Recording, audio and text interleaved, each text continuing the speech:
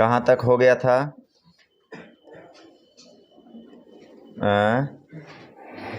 हो गया था ना पूरा समाप्त ना जी? कौची था लास्ट में, क्या था?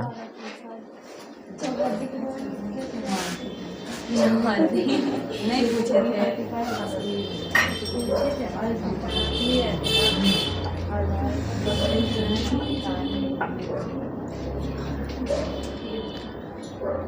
कहाँ गया, क्या बता रहे थे? म्यूटेशन, ब्रीडिंग,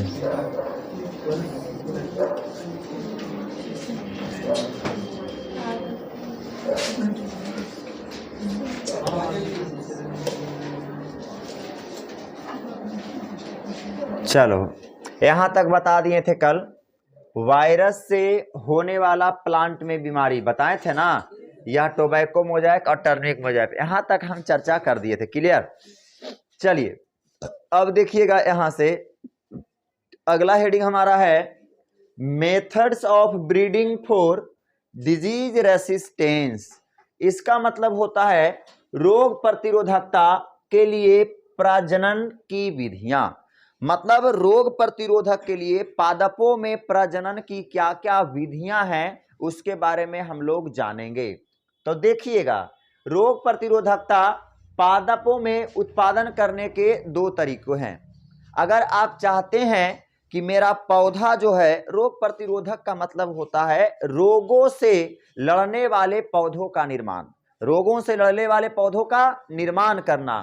तो रोगों से लड़ने वाले पौधे का निर्माण आप दो तरीके से कर सकते हैं, अर्थात कह सकते हैं इसकी कितनी विधियां हैं? दो विधियां हैं। पहला है ट्रेडिशनल हाइब्रिडाइजेशन। क्या है? Traditional hybridization and selection, Hindi में पारंपरिक संकरण। ट्रेडिशनल हाइब्रिडाइजेशन को हिंदी क्या कहते हैं? पारंपरिक संकरण। एंड का मतलब और सिलेक्शन का मतलब चयन। और दूसरा है म्यूटेशन ब्रीडिंग, बोलें तो उत्परिवर्तन प्रजनन। आप दो तरीके से पादपों में प्रजनन करा सकते हैं। कितने तरीके से? दो तरीके से पादप में प्रजनन करा सकते हैं रोग प्रतिरोधकता वाले, अर्थात कह सकते हैं जो रोगों से लड़ने में क्या होगा? सक्षम होगा। क्लियर? यह दोनों तरीका है। तो पहला तरीका क्या कहता है?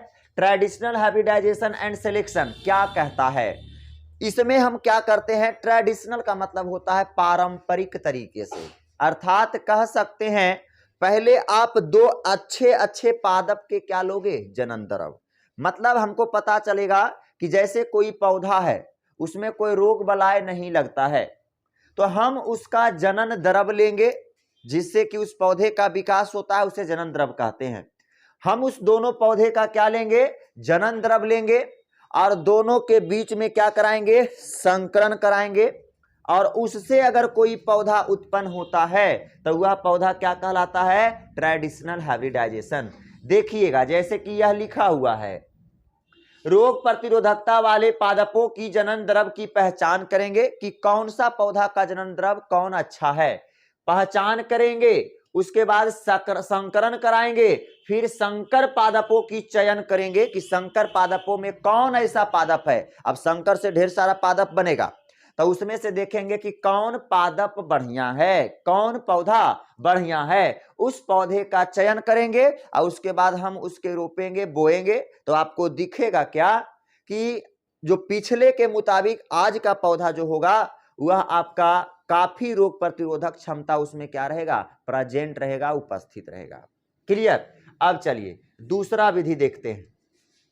हाँ, जैसे कि पारंपरिक संकरण करके बहुत सारी फसलें बनाई गई है। कुछ फसलें का नाम हमने आपके सामने लिखा है। पारंपरिक फसल जो हमने बताया ना, अरे दो पौधे के जनन द्रव लीजिए। जैसे कि हमारा बारे में सब जान रहा है कि पौधा एक नंबर है, इसमें पिल्लू नहीं लगता है, मतलब खराब नहीं होता है पौधा, अपने आप को उसको लगा। तो हमरे ऐसा नहीं, वो क्या और खोजो जो अच्छा फसल दे सके। तो दोनों के जनन द्रव लीजिए, कोशिका का द्रव लीजिए, और लेने के बाद दोनों में क्या करा दीजिए आप? संकरण। तो जब संकरण कराइएगा तो एक एक पौधा बनेगा, ढेर सारा पौधा बनेगा। पौधा एक बार में एक उगता है, ढेर सारा पौधा बनेगा। तो उसमें से एक ऐसा पौधा रहेगा ना जिसमें अच्छा वाला गुण आएगा और बाकी सब खराबे रहेगा। एकाक गुण तो हो ही नहीं सकता है। तो जब वो आपका अच्छा वाला आ गया तो अब आप उसका निरीक्षण कीजिए, मतलब आप उसको टेस्टिंग कीजिए, और टेस्टिंग करने के बाद आपको पता चल गया कि अच्छा पौधा, इसमें रोग उग नहीं लगा, तो आप मार्केट में लॉन्च कीजिए। तो यह पारंपरिक हुआ। समझे बातों को? जैसे कि पारंपरिक या जनन द्रव का प्रयोग करके बहुत सी फसलें बनाई गई है। जैसे देखो, एक तरफ हमने लिखा फसल, एक तरफ लिखा किस्म। किस्म का मतलब होता है नस्ल, नस्ल का मतलब होता है ब्रीड, मतलब कौन सा नस्ल बनाया गया है। जैसे कि फसल, कौन फसल का कौन सा नस्ल बनाया गया है और कौन सा रोग से बचाता है, यह सभी चीज का डायग्राम आपके सामने है। जैसे कि गेहूं, वीट, इंग्लिश में क्या कहते हैं, वीट। गेहूं का एक नस्ल बनाया गया है, गेहूं के जनन द्रव से बनाया गया है एक नया नस्ल, जिसे क्या कहते हैं, हिमगिरी। और कौन रोग नहीं लगता है, तो हिलबंट रोग नहीं लगता है। हिलबंट का मतलब पौधों में रस्ट नहीं लगता है। नहीं देखते खैरा रोग दे देगा, तो गेहूं में खैरा नहीं लगता है, पतवा उतवा रख जाता है, उसे करके ढेंगुड़ारियन। तो यह होता है पूर्ण और तथा धारी कीट रोग, पतिये में कीट लग जाता है। तो मतलब गेहूं की जो नई किस्में जो बनाई गई है ट्रेडिशनल मेथड से, कौन, हिमगिरी। गेहूं का ये किस्म है। तुम जाके हिमगिरी बोलेगा तो ऐसा नहीं कि एक प्लास्टिक तोरा हिम से लाके बर्फ दे देगा, ऐसा नहीं। हिमगिरी का मतलब है गेहूं का यह एक क्या है, नस्ल है, किस्म है। और इसमें कौन सा रोग नहीं लगेगा जी, रस्ट रोग नहीं लगता है। अब देखो, सरसों का भी बनाया गया है ट्रेडिशनल मेथड से। सरसों की एक नई किस्म बनाई गई है ट्रेडिशनल मेथड से। और ट्रेडिशनल मेथड का मतलब क्या होता है, दो पादपों के जनन द्रव से बनाया गया हो। तो यह सरसों को भी उसी तरीके से बनाया गया है, जिसका नाम क्या है, पूसा स्वर्णिम। क्या नाम है, पूसा स्वर्णिम, या करण राई इसे कहते हैं। देखिएगा, इसमें क्रूसीफर का श्वेत कीट नहीं लगता है। मतलब क्रूसीफर एगो है जो यह एक प्रकार का कीट है, समझे। यह वाला कीट इस प्रकार के सरसों में नहीं लगता है। कौन प्रकार के सरसों में, पूसा स्वर्णिम। जबकि एक नॉर्मल सरसों पहले रहता था ना, तो उसमें यह क्रूसीफर्स लग जाता था। लेकिन आज के समय में जो नया मॉडलिंग के द्वारा तैयार किया गया है सरसों की नई प्रजाति, नई नस्ल, कौन सा, पूसा स्वर्णिम, इसमें नहीं लगता है। क्लियर। आगे मिर्च का भी नया किस्म तैयार किया गया है। मिर्च का नया किस्म कौन है जी, पूसा सदाबहार। पूसा सदाबहार मिर्च के जनन द्रव से एक नई किस्में तैयार की गई है, जिसका नाम क्या है, पूसा सदाबहार। और पूसा सदाबहार में कौन कौन सा रोग नहीं लगता है, तो इसमें चील मोजैक वायरस नहीं लगता है। इसमें वायरस नहीं लगते हैं। टोबैको मोजैक वायरस जो तंबाकू वाला वायरस होता है, वह भी नुकसान नहीं करता है। और जैसे पत्ती जो कुंचन हो जाता है, मतलब लीफ कुंचन का मतलब होता है कि मतलब पत्ती क्रश कर जाता है, मतलब फोल्ड हो गया, अजीब जैसा हो जाएगा, पत्ती के टर्न हो जाता है, तो वह नहीं लगता है। देखा होगा पतिया घुंगुरगर ऐसे करके हो जाता है, मिर्चैया वाला पतिया नहीं हो जाता है, तो वह रोग जो होता है ना, नहीं लगेगा। कौन सा मिर्च के पर नस्ल में जी, पूसा सदाबहार। कौन, पूसा सदाबहार। तो अगर ऐसा होता है तो आप पूसा सदाबहार रोपिएगा, इसमें उस प्रकार से रोग नहीं लगेंगे। अगला लोबिया। लोबिया एक यह उद्यान मटर है, समझे। लोबिया भी फसल का नाम है। इसमें इसका नया नस्ल कौन सा बनाया गया है, पूसा कोमल। कौन सी बनाया गया, पूसा कोमल। यह जीवाणुए अंगमारी रोग का मतलब वो है जो हम कल बताए थे, नहीं बताए थे, आलुआ में उसे करके चकातरियन लगता है, वो चीज इसमें लग जाता था, लेकिन पूसा कोमल वाला में नहीं लगता है। अगला फूलगोभी। फूलगोभी की नई किस्में तैयार की गई है, जिसका नाम क्या है, पूसा शुभ्रा या पूसा स्नोबॉल K1। इसमें कौन कौन रोग नहीं लगता है, तो कृष्ण निगलन तथा कुचित अंगमारी, कृष्ण विगलन, यह सब नहीं लगते हैं रोग। क्लियर। तो यह सब रोग था, ठीक है, उतना इंपॉर्टेंट ही नहीं था। चलिए अब देखिए, अब म्यूटेशन ब्रीडिंग क्या है, उत्परिवर्तन प्रजनन। तो हम आपको पहले ही बता चुके हैं म्यूटेशन के बारे में। कोई है जो म्यूटेशन को बता सकता है? चलो बोलो रे, तुम बोलो म्यूटेशन क्या है। हाँ, वाह गजब, बैठो। म्यूटेशन का मतलब हमने ये बताया था कि अगर कोशिका के जीन में परिवर्तन से, हम म्यूटेशन जब पढ़ाए थे चैप्टर नंबर कितना 5 में पढ़ाए थे जब म्यूटेशन, तो बताए थे जीन के कोशिका के डीएनए में जो जीन होते हैं उस जीन में अचानक से कोई परिवर्तन आ जाता है तो रोग भी उत्पन्न हो सकता है, चाहे अजीब जैसा चीज उत्पन्न हो सकता है। तो वही हमारा क्या कहलाता है, उत्परिवर्तन कहलाता है। जीन में परिवर्तन, जीन में अचानक परिवर्तन ही उत्परिवर्तन कहलाता है।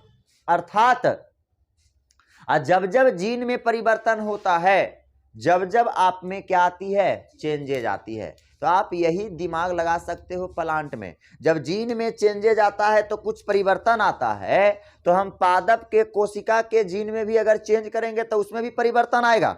सोच सकता है कि नहीं तुम।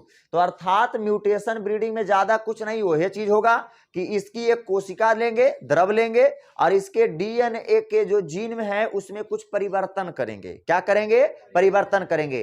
तो उससे आपको जो अलग प्रकार के, अच्छा जैसे कि हम लोग म्यूटेशन ब्रीडिंग क्यों करेंगे, मतलब खराब होगा तबे ना करेंगे जी। अगर अच्छे रहता तो हम काहे ला प्रजनन करते हैं, समझ रहे हैं बात को। खराब है तभी तो प्रजनन कर रहे हैं। तो अगर आपको लगे कि हमको म्यूटेशन ब्रीडिंग करना चाहिए तो आप क्या करोगे, पौधे के डीएनए के रसायनों के द्वारा, बहुत सारे रसायन के द्वारा आप अलग कर सकते हैं। जैसे कि नाइट्रस एसिड, कॉल्थिसिन, नाइट्रोमाइथिन, यूरिया, एथिल मीथेन, आपका सल्फेट हो गया, यह गामा किरणें का प्रयोग करके बदल देना। जैसे कि आप यह सब चीजों से प्रयोग करके जो प्लांट का जो डीएनए होता है ना, आप उसको क्या कर सकते हो, बदल सकते हो। गामा किरणें का प्रयोग कर सकते हो, नाइट्रस एसिड का प्रयोग करके, मतलब रासायनिक चीजों से तुम डीएनए को क्या कर दो, बदल दो। तो जब डीएनए बदलेगा तो उसका गुण और लक्षण, कैरेक्टर सब बदल जाएगा। बदलेगा कि नहीं, बदलेगा मतलब अलग प्रकार के पौधा जन्म ले लेगा। तो देखिएगा ऐसा ऐसा बहुत पौधा है जो उत्परिवर्तन प्रजनन से हुआ है। जैसे कि देखिएगा मूंग, पहला नंबर में क्या है जी, मूंग। देखिएगा मूंग कैसे हुआ है। मूंग को कहते हैं वीन। क्या कहते हैं, वीन। इसमें पीत मोजाइक वायरस तथा चूर्णित आशिक रोग के प्रति, इसमें क्या होता था, मूंग में पहले होता था कि पीत मोजाइक वायरस और चूर्णित आशिक रोग लग जाता था।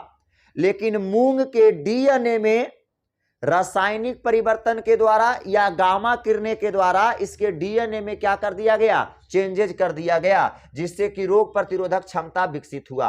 अगला भिंडी में भी किया गया है, अगला गेहूं में भी किया गया है। जैसे कि गेहूं की शराबती सोनारा तथा पूसा लरमा सोनारा 64 का निर्माण लरमा रोजो 64A के उत्परिवर्तन से हुआ है।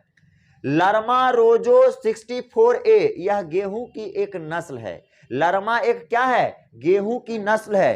तो इसके डीएनए में परिवर्तन करने की वजह से दो गेहूं का निर्माण हुआ है। पहला शराबती सोनारा और दूसरा क्या है जी, पूसा लरमा सोनारा 64, जो कि इस गेहूं से बढ़िया था। कौन गेहूं, लरमा रोजो गेहूं से।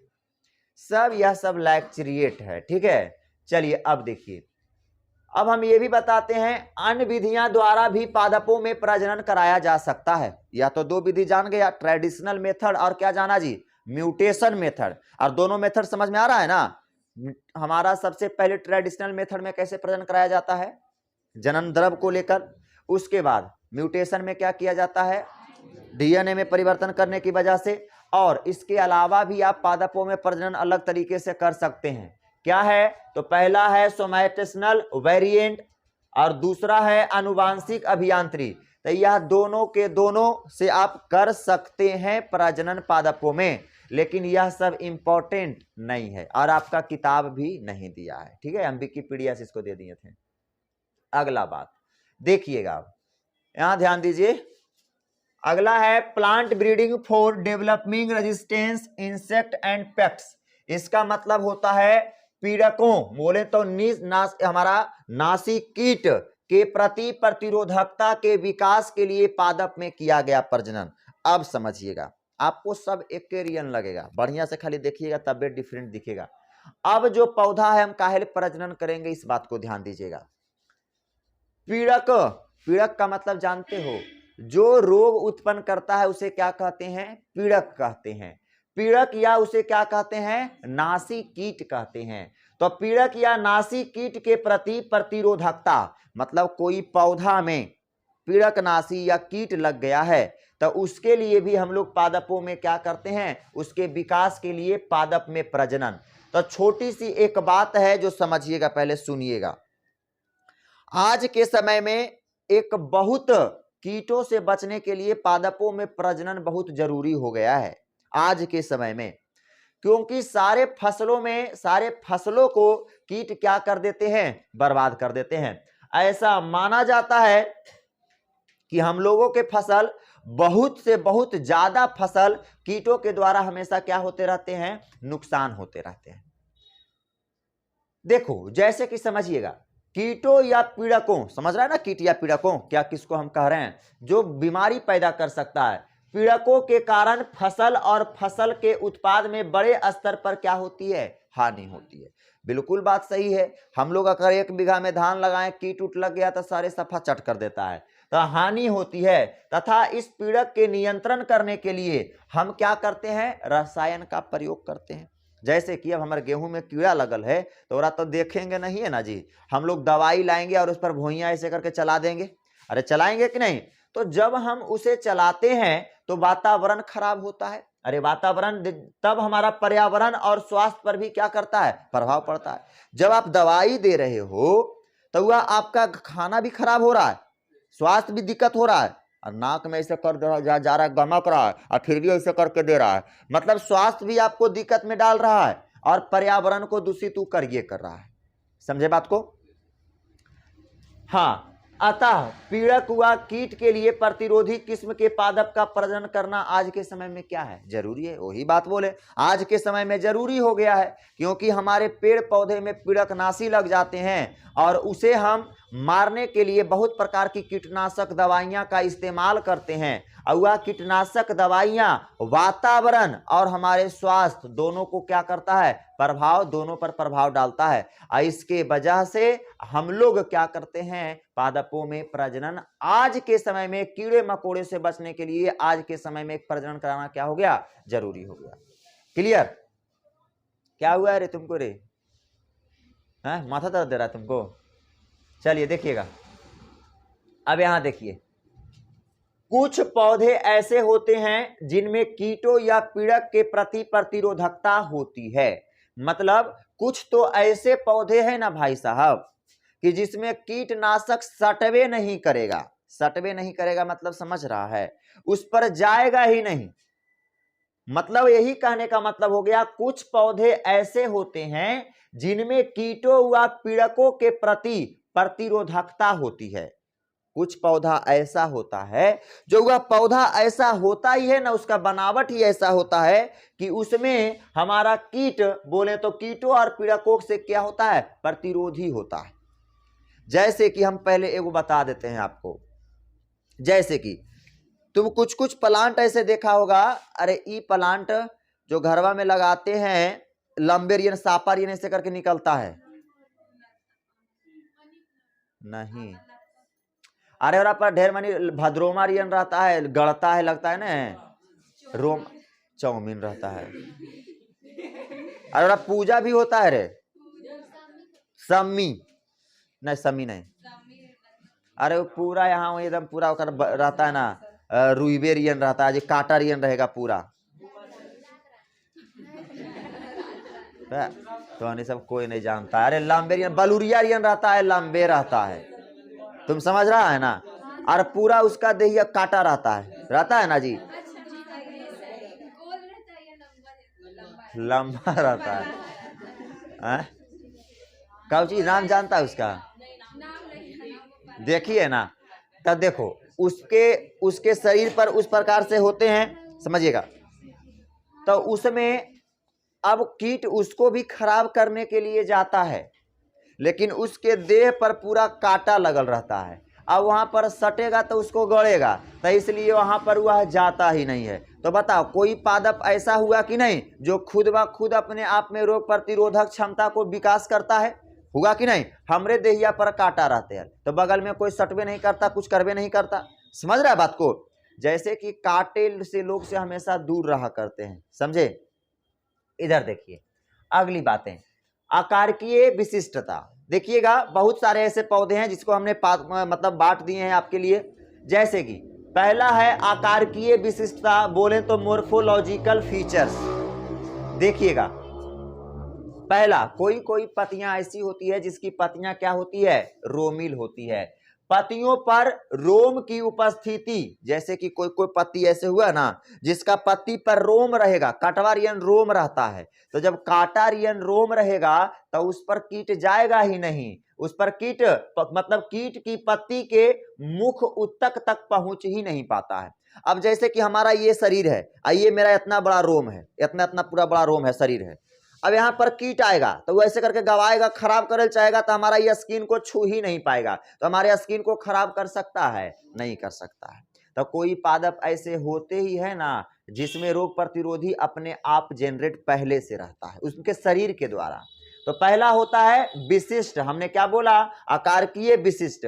अगला बातें, तने का ठोस और कठोर होना। अब कोई ऐसा पौधा है जिसका तना एकदम ठोस और कठोर है, तो बताओ क्यों वहां पर गया, उसको परेशान करना चाह रहा है कि नोच देंगे, खा जाएंगे, और वह इतना कठोर है कि उससे कुछ हो ही नहीं पा रहा है, तो वह अपने आप में प्रतिरोधी है कि नहीं है। अरे कमजोर तना रहता है, गेहूं तो जाके कतर देता है, और उसके लिए हम लोग दवाई उवाई करते हैं। तो जिसका तना कठोर और ठोस रहेगा उसको भी नुकसान नहीं करेगा। अगली बातें देखिएगा, चिकनी पत्तियों और नेक्टर, मकरंद नहीं होने पर कपास की, हाँ जैसे कि अगर पत्तियां आपका चिकनी है, पत्तियां क्या है, चिकनी है, और उसकी पत्तियां में किसी प्रकार का मिठास नहीं है, अर्थात मकरंद नहीं है, मकरंद को हम कहते हैं मीठा। अब किसी पर मिठास है ये नहीं है तो कीड़ा वजह पर सूंघे ले आएगा। कीड़ा क्यों लगता है पौधों पर, वह अपना भोजन के लिए, भोजने के लिए ना जी। तो कपास के पत्ता पर देखेगा रोम रियन रहता है, खरखराहा रियन रहता है। कपास के पत्ता देखे हो, हैं, लंबा लंबा बड़ा बड़ा पत्ता रहता है, देखी है, कितना बड़ा रहता है, हम नहीं देखे हैं।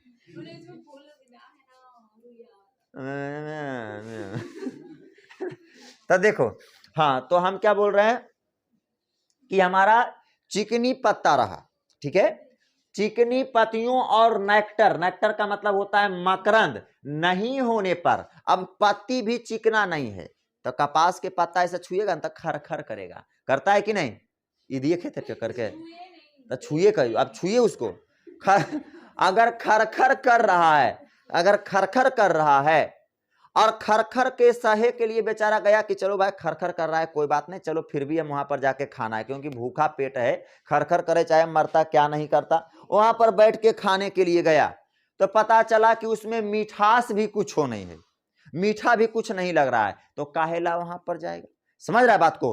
तो अगर पत्ती चिकना और उसमें मकरंद नहीं होगा तब वो कीड़ा मकोड़ा नहीं लगता है। तो यह सब खुद व खुद अपने आप में प्रतिरोधक को जनरेट करने वाला पादप है कि नहीं है, इसके लिए कोई दवाई की जरूरत नहीं है। अब जेकर पत्ती रहलो चिकन आ जे रहलो मीठा तो ओरा पर लाखों कीड़ा लटकल रहतो, समझ रहा है ना। चलो अब देखिएगा, भिंडी के बीच या मध्य सिरा पर लंबे रोम होने की वजह से कीट पत्ती तक नहीं पहुंच पाता है। हालांकि भिंडी में हो जाता है, नहीं भिंडी में रोग लगता है, भिंडी में पत्तियां में थोड़ा बहुत तो हो जाता है, लेकिन इतना ध्यान लो, इसका मानना है तो मानो, भिंडी के बीच या मध्य, भिंडी के बीचों बीच में देखता है पत्ती बीचों बीच में रहता है तो उसका भी पत्ती में रोमा रहता है, लेकिन दिक्कत यह है ना कि उसको छोटा कीट नुकसान नहीं पहुंचा सकता है, उसके लिए वो बड़का कीट होता है, समझे। छोटवा कीट वहां पर बैठ के उसको खाए के लिए सुरवा ऐसे कर डालता है ना तो वो रोम में फंस जाता है, नहीं पहुंच पाता है, लेकिन बड़का आएगा तो कर सब चीज लंबा लंबा है, तो अब आएगा तो जाहिर सी बात है कि उसके नुकसान पहुंचा सकता है उसकी पत्तियों को, क्लियर। तो यह भिंडी में भी होता है। उसके बाद धान की मोटी कोशिका भित्ति, अब देखो कोई कोई धान ऐसा आता है जिसका मोटा कोशिका भित्ति होता है, कोशिका भित्ति का मतलब समझते हो, कोशिका के बाहरी परत को क्या कहते हैं, कोशिका भित्ति। और जेकर कोशिका भित्ति मोटा रहेगा उसको कुछ भी बाहर से करेगा तो कोई दिक्कत नहीं होगा। तो कोई कोई धान भी ऐसा है ना जिसका कोशिका भित्ति मोटा होता है तो उस पर भी कीटों का कोई प्रभाव नहीं पड़ेगा, क्लियर, यह हो गया समाप्त। अब यहां से देखिएगा, जैव रासायनिक विशिष्टता, बोले तो बायोकेमिकल कैरेक्टराइजेशन, इसका मतलब हो गया कि जैव रासायनिक बोले तो बायोकेमिकल की क्या क्या विशिष्टताएं हैं, क्या क्या विशेषताएं हैं। देखिएगा विशेषताएं, देखिएगा क्या क्या है। कई पौधों में कुछ ऐसे रसायन होते हैं जिसके दुर्गंध की वजह से कीट उस पर जाना पसंद ही नहीं करते हैं। मतलब कोई पौधा, हमने कहा बायोकेमिकल कैरेक्टराइजेशन, मतलब रासायनिक, कौन रासायनिक, जैव रासायनिक। जैव रासायनिक कोई कई पौधों में जैव रासायनिक पाई जाती है। अब जैव रासायनिक की वजह से उस पौधे का दुर्गंध बड़ा खराब होता है, गमकता है। तो जब कोई गमकेगा, अगर कीट को गमकेगा तो पर सटेले जाएगा जी, नहीं सटेल जाएगा। तो इसकी विशेषताएं हैं, जैसे कि देखिए हमने लिखा कई पादपों में कुछ ऐसे रसायन पादप होते हैं जिसके दुर्गंध की वजह से कीट उस पर जाना पसंद नहीं करते हैं। अब गमकेगा तो कैसे कोई जा सकता है, ये बढ़िया से पेन उड़ के आया, धमक रहा है, परफ्यूम मार ले तो सटेंगे। आई आएगा अजीब एकदम गमकैले रहेगा, तो कैसे हम इस पर रहेंगे, समझ रहा है ना। तो उसी प्रकार से जैसे कि देखिएगा मक्के में, मक्के की उच्च सांद्रता, नाइट्रोजन व शर्करा का कम अंश होना। मक्का जो होता है, मकई जो होता है, मकई में क्या होता है ना, मीठा कम होता है।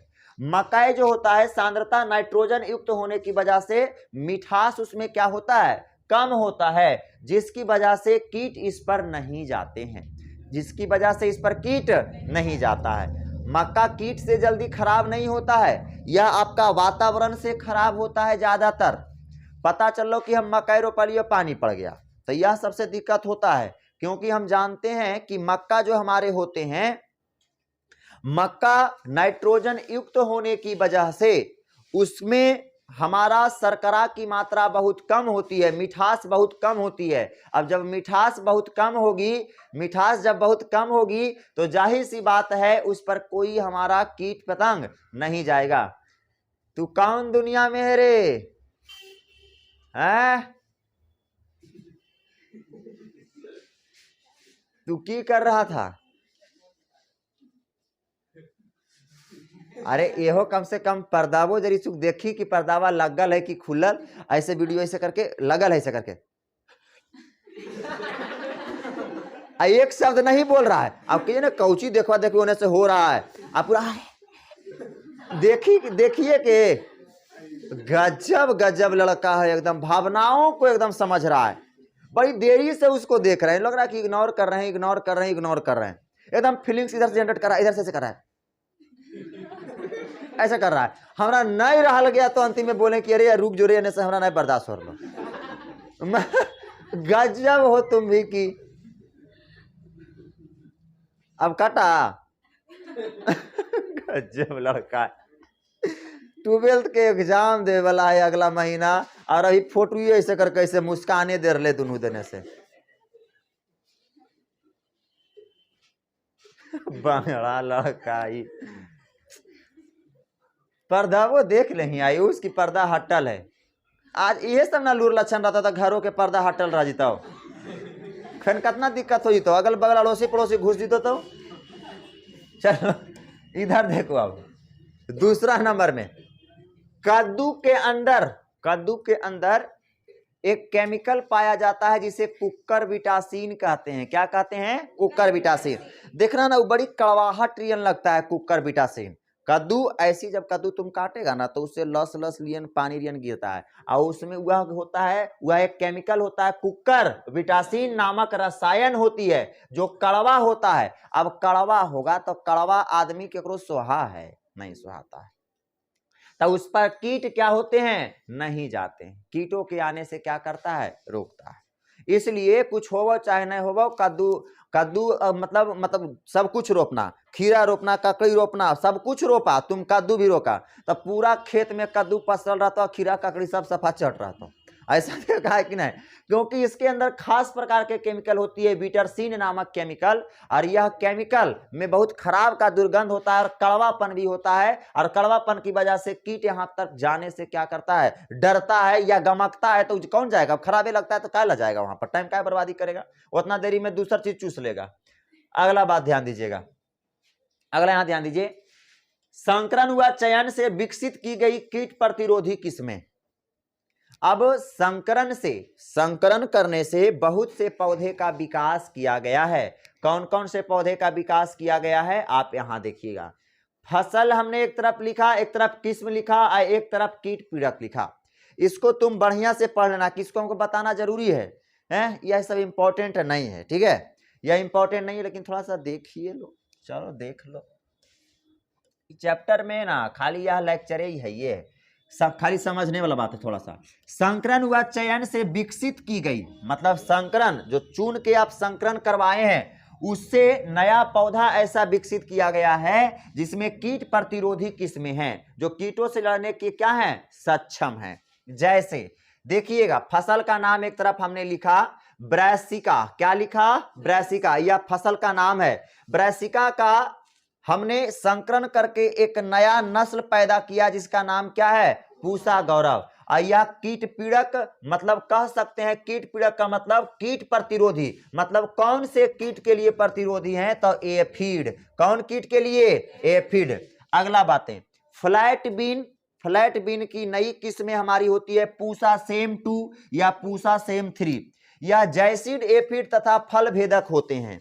अगला बातें, ओकारा भिंडी, एक भिंडी है, ओकारा भिंडी की एक नई नस्लें संकरित करके बनाई गई है, पूसा स्वामी और पूसा A4। यह सूट तथा फूल भेदक है।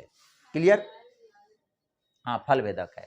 अगला बात है, अब यहां देखिएगा, उन्नत खाद्य गुणवत्ता के लिए पादपों में किया गया प्रजनन, plant breeding for improve food quality. अब तक हम जो कर रहे थे, कीटों से बचने के लिए पादप में प्रजनन करवाया, पादप की अच्छी किस्में के लिए प्रजनन करवाया, लेकिन अभी तक हमने खाद्य प्रोडक्शन को बढ़ाने के लिए प्रजनन नहीं कराया, समझे। हालांकि यह भी वही चीज है, शुरू में जो हम पढ़ा दिया वही टोटल चीज भाई सब है, समझे। ये सब अपने से देखोगे तो खत्म हो जाएगा, अपने से देखोगे सारा खत्म हो जाएगा। कोई जरूरी नहीं पढ़ाएंगे तो कोई दिक्कत नहीं है। जो चीज हमको मेन चीज आपको बताना था संकरण तंकरण के बारे में, वह सब चीज हमने आपको बता रखा है। इसको एक बार खाली देख लोगे ना तो एकदम पूरा याद हो जाएगा कंठस्थ से, अगर समझ गए होगा पहले के क्लास तब। क्लियर, तो देखो खाद्य गुणवत्ता चलो आज नहीं खत्म होगा इसलिए रहने देते हैं, ठीक है, कल यह चैप्टर खत्म हो जाएगा, ठीक है। तो यहां तक आपका रहने देते हैं, और सभी लोग इसको बढ़िया से एक बार देख लेना पूरा चैप्टर का, ठीक है। आपका जो पीडीएफ भेज दिए हैं वो खत्म हो गया, लास्ट पीडीएफ चल गया है ना, वो एक खत्म है चैप्टर में, अब फिर आगे कुछ नहीं है। उसके बाद 2 दिन का क्लास से ज्यादा एक भी क्लास नहीं लगेगा, 10वां चैप्टर 2 दिन में वह खत्म हो जाएगा, 10वां नंबर चैप्टर, ठीक है। ठीक है, जाइए, बाय बाय। और याद करके आएगा सभी लोग इसको, और सभी लोग ले लें ऑब्जेक्टिव वाला सब क्वेश्चन बैंक ले लें और सब उससे याद करें। अब पेपर सब